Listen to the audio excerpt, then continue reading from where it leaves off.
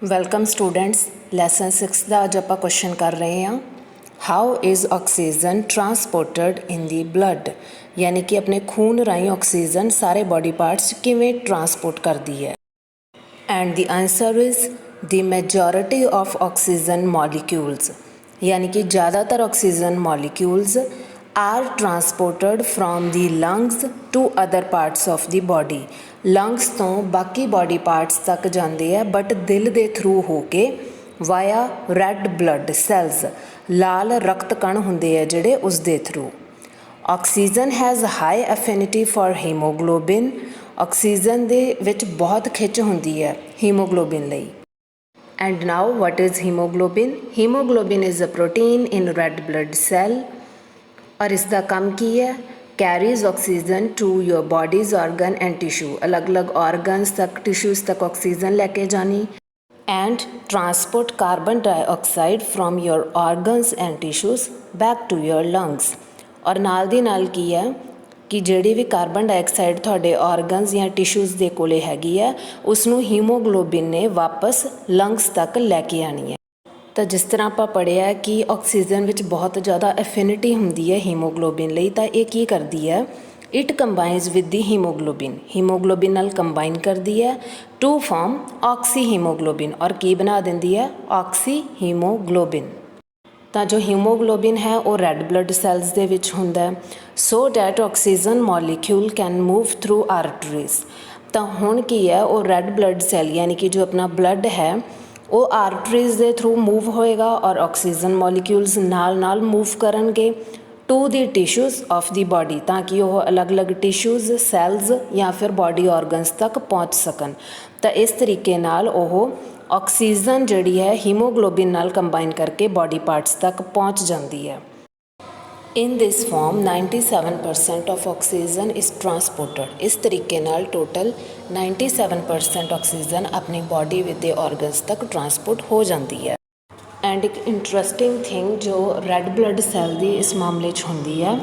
Van oxygen is bound to haemoglobin ਜਦੋਂ ਵੀ haemoglobin ਨਾਲ ਆਕਸੀਜਨ ਬਾਉਂਡ ਹੋਊਗੀ this gives arterial blood its bright red appearance ਤਾਂ ਜਿਹੜਾ ਕਿ ਬਲੱਡ ਹੈ ਬਹੁਤ ਜ਼ਿਆਦਾ ਬ੍ਰਾਈਟ ਰੈੱਡ ਕਲਰ ਦਾ ਹੋਏਗਾ venous blood appears darker because it is not carrying any oxygen molecule और ਉਹ ਵਾਲਾ blood ਜੋ oxygen molecule ਨੂੰ carry ਨਹੀਂ ਕਰ ਰਿਹਾ ਕਾਰਬਨ ਡਾਈਆਕਸਾਈਡ ਨੂੰ ਲੈ ਕੇ ਆ ਰਿਹਾ ਉਹ ਬਹੁਤ ਡਾਰਕ ਕਲਰ ਦਾ ਹੋਏਗਾ ਜਿਸ ਤਰ੍ਹਾਂ ਕਿ ਤੁਹਾਨੂੰ ਇਹ ਡਾਇਗਰਾਮ ਵਿੱਚ ਦਿਖਾਇਆ ਗਿਆ ਬਲੱਡ ਪਲਾਜ਼ਮਾ ਆਲਸੋ ਡਿਜ਼ੋਲਵਡ ਆਕਸੀਜਨ ਆਪਣੇ ਬਲੱਡ ਦੇ ਵਿੱਚ ਜੋ ਪਲਾਜ਼ਮਾ ਹੈ ਉਹ ਵੀ ਆਪਣੇ ਵਿੱਚ ਆਕਸੀਜਨ ਡਿਜ਼ੋਲਵ ਕਰਕੇ ਲੈ ਕੇ ਆਉਂਦਾ ਵਾ ਇਸ ਤਰੀਕੇ ਨਾਲ Nearly 3% of oxygen is transported in this form ਤਾਂ ਬਲੱਡ ਪਲਾਜ਼ਮਾ ਦੇ ਵਿੱਚ ਘੁਲ ਕੇ 3% ਆਕਸੀਜਨ ਟਰਾਂਸਪੋਰਟ ਹੁੰਦੀ ਹੈ ਐਂਡ 97% ਹੀਮੋਗਲੋਬਿਨ ਨਾਲ ਹੁੰਦੀ ਹੈ ਤਾਂ total 100% oxygen body organs tissues ਤੱਕ ਟਰਾਂਸਪੋਰਟ ਹੋ ਜਾਂਦੀ ਹੈ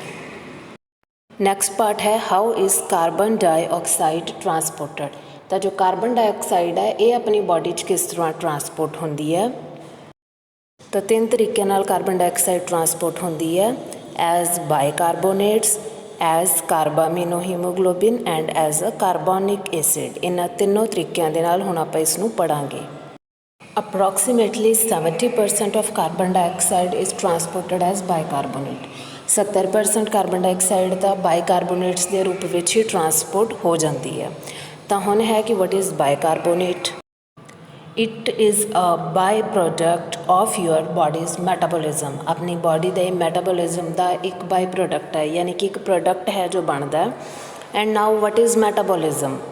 all chemical reactions involved in maintaining the living state of cells and organism अपने जिउंदे रहन दे लई जिन्नियां भी अपनी बॉडी विच बायोकैमिकल रिएक्शनस होंदियां उसनूं कहंदे आ मैटाबोलिज्म and next nearly 23% of carbon dioxide is transported in combination with hemoglobin यानी कि 70% तो बाद 23% कार्बन डाइऑक्साइड हीमोग्लोबिन दे राਹੀਂ and what is it compound of haemoglobin and carbon dioxide blood ਦੇ ਵਿੱਚ ਜੋ ਹੀਮੋਗਲੋਬਿਨ ਹੈ ਉਸ ਦੇ ਵਿੱਚ ਜਦੋਂ ਕਾਰਬਨ ਡਾਈਆਕਸਾਈਡ ਕੰਬਾਈਨ ਹੋ ਜਾਂਦੀ ਹੈ ਤਾਂ ਆਪਾਂ ਉਸ ਨੂੰ ਕਹਿੰਦੇ ਆ carbamino haemoglobin and nearly 7% of carbon dioxide in transported in blood as carbonic acid third point जो है अपना carbonic acid then what is it? It is a solution of carbon dioxide in water. Body ਦੇ ਵਿੱਚ ਜੋ water ਹੈ ਉਸ ਦੇ ਵਿੱਚ ਜੋ ਕਾਰਬਨ ਡਾਈਆਕਸਾਈਡ ਘੁਲੀ ਹੈ ਉਸ ਸੋਲਿਊਸ਼ਨ ਨੂੰ ਬੋਲਦੇ ਹਾਂ ਕਾਰਬੋਨਿਕ acid. Thanks to all and do like, subscribe and share this video. Thank you.